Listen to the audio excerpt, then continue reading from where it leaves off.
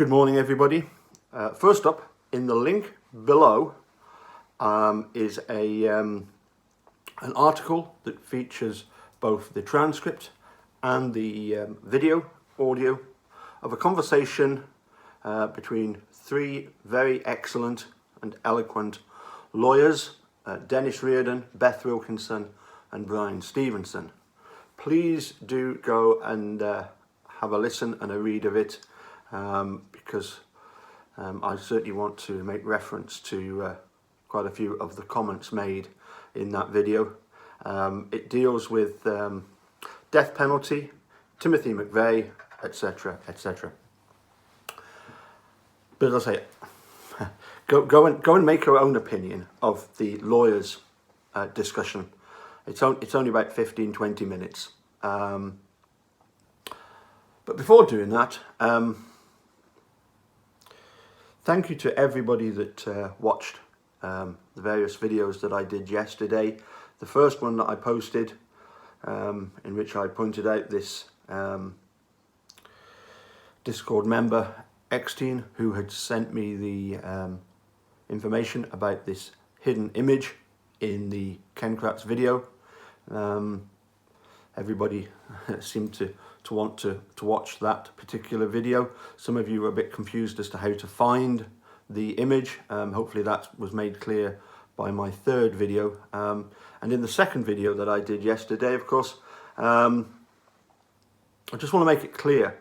Throughout the first video, I left it up to you, the viewer, to make your opinion as to who you thought the person in the image was.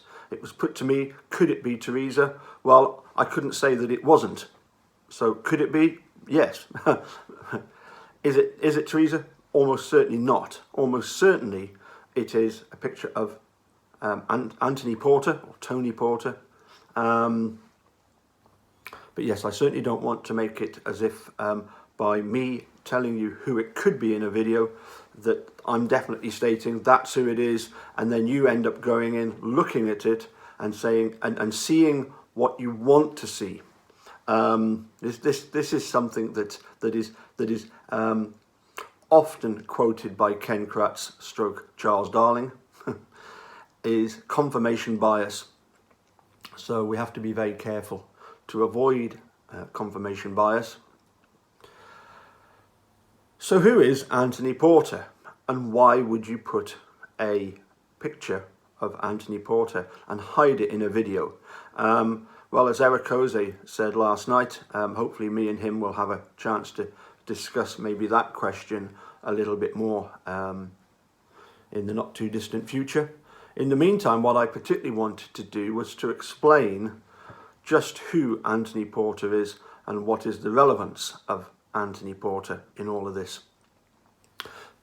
You know, a very famous accordionist here in Scotland, Phil Cunningham, he wrote a tune for a dear friend, an 85-year-old lady, who would chat to him and tell him and basically lecture him on the dangers of drinking and smoking, whilst herself getting through 20 cigarettes and half a bottle of whiskey. We all know, don't we, now that science has proven that smoking and drinking can cause early death, in some cases very early death. But we all know of somebody who sort of defies logic, defies science, and has, a bit like Belmare, lived to 85, smoking regularly, drinking regularly. They are the exception, they are not the rule. The murder in the park of a young couple called Marilyn Green and Jerry Hillard happened in Chicago in 1982. Tony Porter, obviously the image in the video, it seems quite clear. Most of us, I think there's a consensus, possibly a majority, possibly overwhelming majority, believe that the image in the Ken Kratz video, when enhanced, when the brightness is enhanced, you can see an image of Tony Porter. the very first picture that you get of Tony Porter, if you Google him and go to images, the very first picture you see of him is clearly the one that Ken Kratz has used in his video. Little aside, the soundtrack was provided by a David Fislian. I actually contacted him to alert him of the fact. He replied back that he didn't know what Ken Kratz is. He didn't say he didn't know who Ken Kratz is. He said he didn't know what Ken Kratz is, which I thought was quite funny. A little Freudian slip there, you know. Anyway, as I say, Tony Porter shot and killed in the act of trying to rob this couple, Marilyn and Jerry, and in Chicago.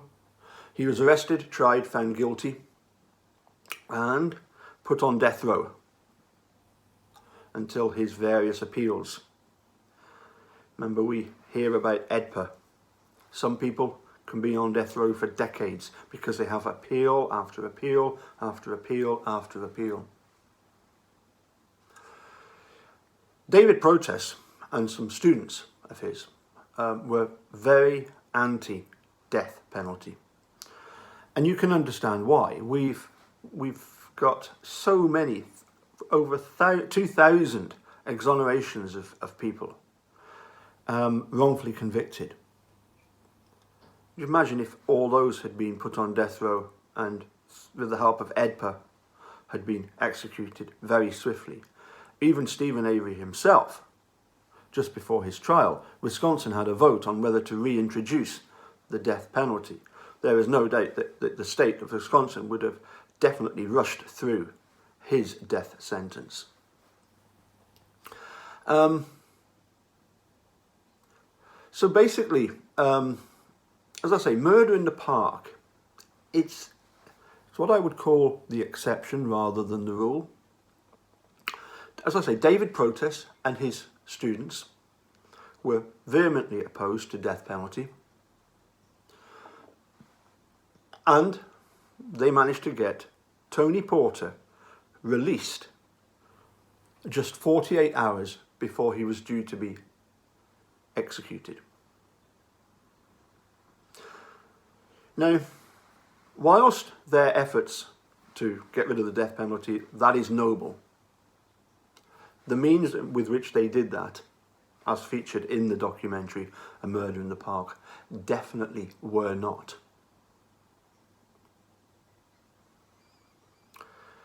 Clearly, A Murder in the Park shows us that Anthony Porter, guilty of murdering two people, walked free. He even then tried to sue the detectives who had arrested him, but was unsuccessful. And unfortunately, a totally innocent man, our story Simon, took his place. Now, as a result of some previous wrongful convictions that were overturned, Illinois abolished the death penalty. As I say, the efforts by David Protess and his students were quite noble in getting rid of the death penalty, but their means were definitely not noble. Ken Kratz will try always to label us as do-gooders trying to do too much good and getting it wrong. Okay, so let's just have a look a bit more detail about Tony Porter. Born in 1955 in Chicago. As I say, 1982, he shot two teenagers in, I believe it was Washington Park, which was a swimming pool in Southside Chicago. And in 1983, he was convicted. And as I say, he served 17 years on death row. But he was released following the introduction of evidence from, get it, the Northwestern University and the Medill School of Journalism. Their combined investigation for the school's Innocence Project. Anthony Porter had exhausted all of his appeals, right up to the Supreme Court. Every appeal had been rejected, as I say, right up to SCOTUS. And as I say, with just 48 hours to go, he was removed from death row and released. Meanwhile, our story Simon, who lived in Chicago in the 80s, but had since returned to Milwaukee, Wisconsin, he confessed to the murders. He pled guilty and was sentenced to 37.5 years. Never quite get this half year, but anyway. Unfortunately, he had been duped by a private investigator called Paul Cialini, who posed as a city police officer. And if you ever get the chance to watch A Murder in the Park, even our new prosecutor in the special prosecutor assisting Tom Fallon, Mark Williams, gets a very, very short mention. And two other witnesses, an ex-partner of our story Simon and his either son or nephew, had also been coerced into making confessions and basically pinpointing our story Simon wrongfully as being the perpetrator. But they then recanted. Later on, they recanted their statements. Our story Simon, when he found out exactly how he had been duped, immediately recanted his confession. But it took a long time for him to be released. Bizarrely, I believe it was the attorneys in Chicago, they simply watched this video that Paul Cialini had done of our story Simon confessing to the murder, and totally uncorroborated, decided to release Porter and arrest Simon. Eventually, though,